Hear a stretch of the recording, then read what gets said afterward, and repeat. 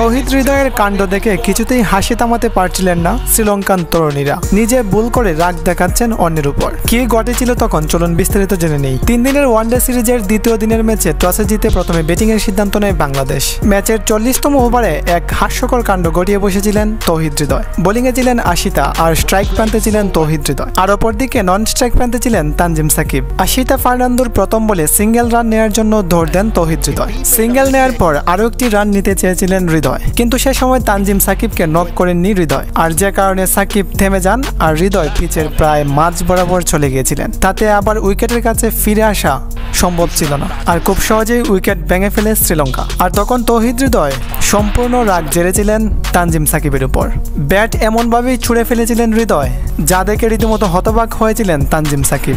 আর তখন হৃদয়ের এমন রিয়াকশন দেখে কিছুতেই হাসি থামাতে পারছিলেন না শ্রীলঙ্কান তরুণীরা। তবে এখানে দোষটা কার ছিল, তৌহিদ হৃদয়ের নাকি তানজিম সাকিবের? শেষ পর্যন্ত 45 ওভার 5 বল ব্যাট করে 248 রানে অল আউট হয় বাংলাদেশ।